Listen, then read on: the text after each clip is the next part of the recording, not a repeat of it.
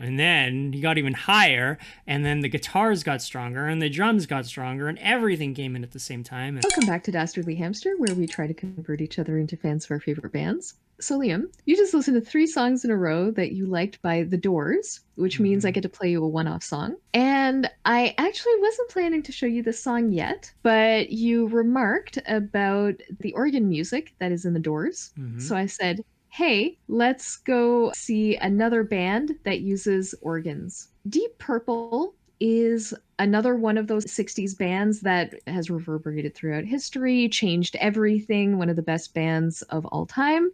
But I actually don't know that many Deep Purple songs. You may have heard somebody strum their song Smoke on the Water on a guitar. Every time you go into a guitar shop. Yes. So they also did that song, but that's one of those songs that just like it became so popular that now it seems lame, but that it actually, you know, it actually is a really good song. So now we are going to listen to one Deep Purple song that I know very well. And in my humble opinion, I think this might be the best song ever made. Wow, that's high praise. Not necessarily my favorite song in the world, but objectively, I think it might be the best song ever made. So just in terms of like how much care and work was put into the song. How unique and groundbreaking and very difficult to perform. There's really not a lot of humans in the world that could sing this song and play it, especially the organs, which you're going to get to experience. Now, one warning, you like short songs. This song is 9 minutes. If a song can justify it, I like long songs. I didn't show you the NoFX song. I will have to show you it one day, the 18-minute song. I like a long song if it continually does new things and it keeps it interesting. So we'll see if that does that here. I think you'll also appreciate the historical, the lyrical context, which this is an anti-war song.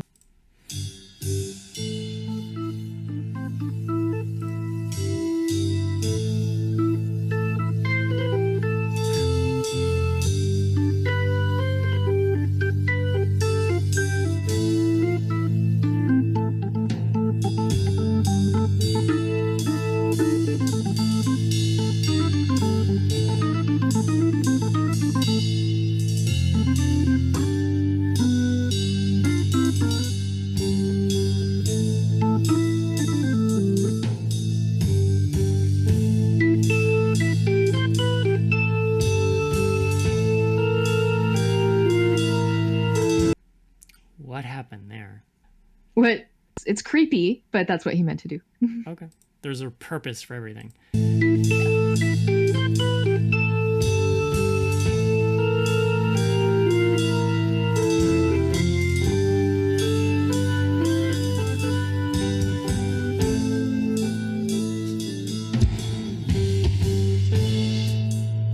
Sweet child in time, you'll see the line that's drawn between the good and the bad.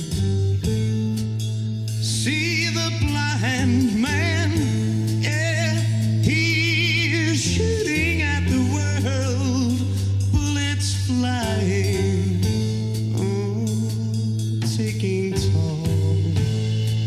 If you've been bad, Lord, I bet you have. And you've not been here, you've not been hit by flying lead. You better close your eyes, you'd better bow your head. Wait for the ricochet.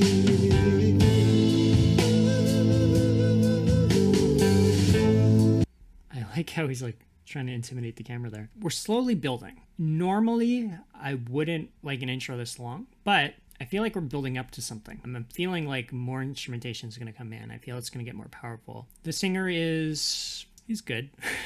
Oh, just wait. Okay, but I guess we're going to hear more. Wait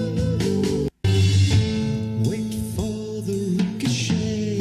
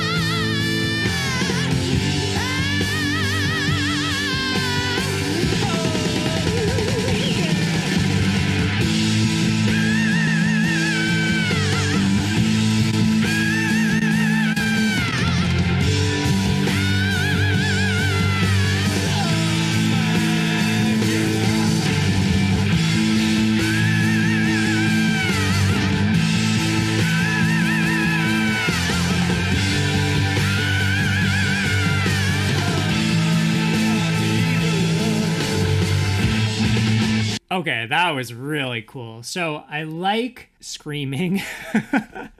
I really like that, actually. And then he got to a really high pitch, and I thought that was as high as he was going to go. And then he got even higher, and then the guitars got stronger, and the drums got stronger, and everything came in at the same time. And I really thought that was powerful. And then he went even higher than that.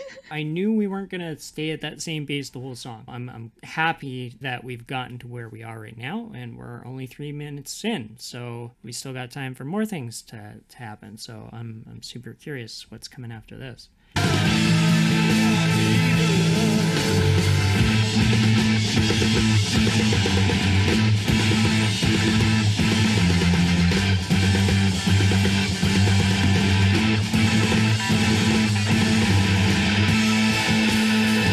So that right there is like one of my favorite drum beats.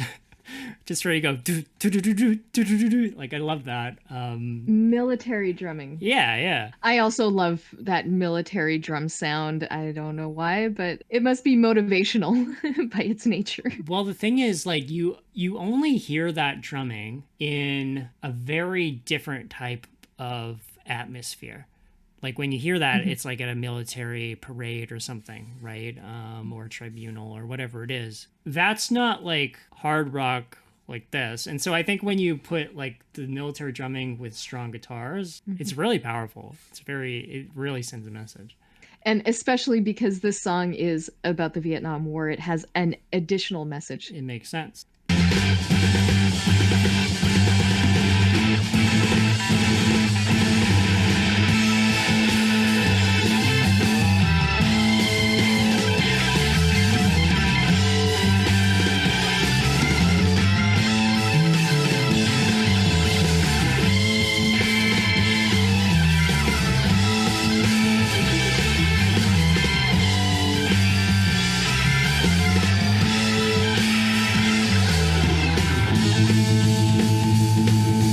So now we got that organ solo, like you said.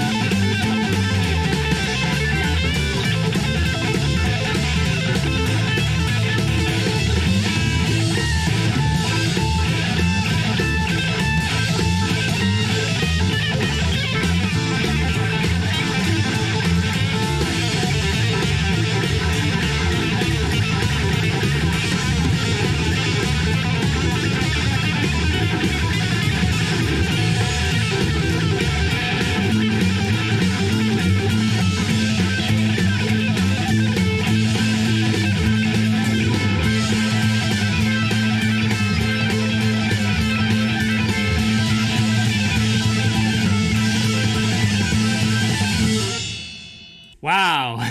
Okay.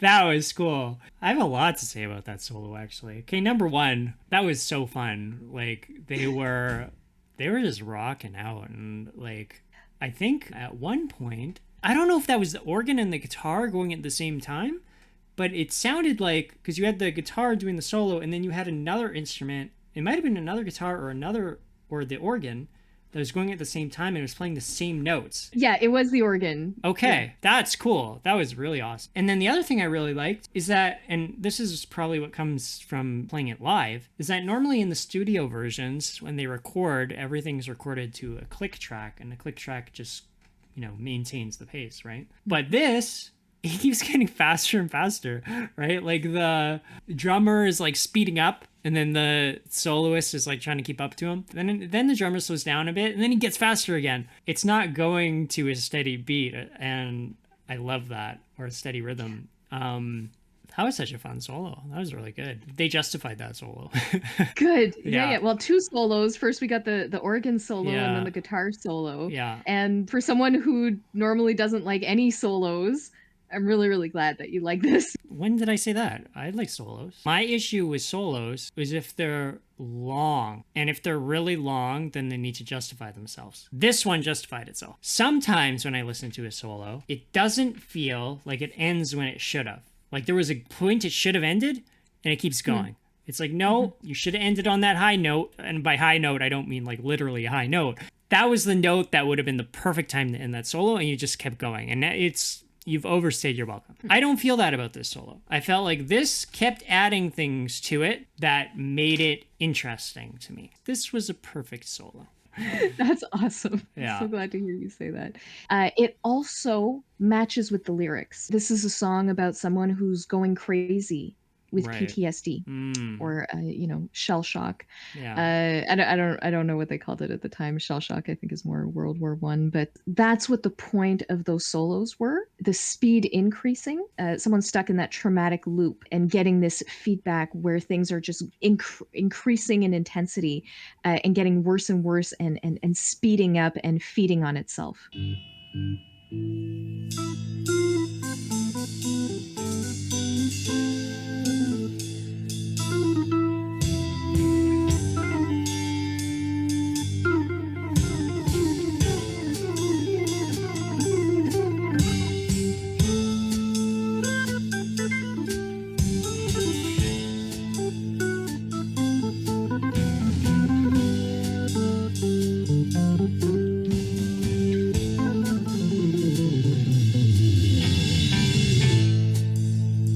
Sweet child in time. I just got to take a minute to compliment that guy's hands.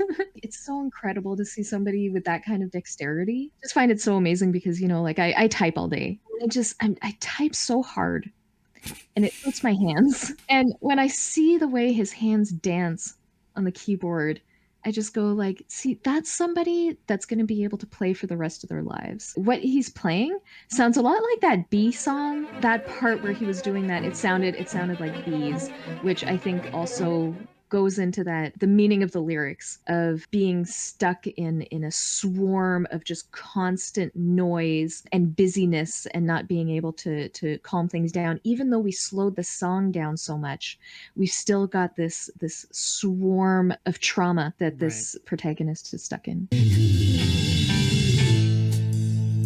Sweet child in time, you'll see the line that's drawn between the good and the bad. See the blind man, yeah, he is shooting at the world, bullets flying, oh, they're taking toll. If you've been bad, Lord, I bet you have. And you've not been hit by flying lead. You better close your eyes. You'd better bow your head. Wait for the ricochet. Unless there's another surprise, I would have stopped the song after that solo, because it feels like what they're doing now, he just repeated the same lyrics that he already said at the beginning of the song, and he also slowed everything down. Like we were building, and now we've basically just gone back to the start, and everything is slow again. Let's see how you feel at the end of the song. I have some comments, but I'm going to leave them for the end. Okay, we'll give it a chance.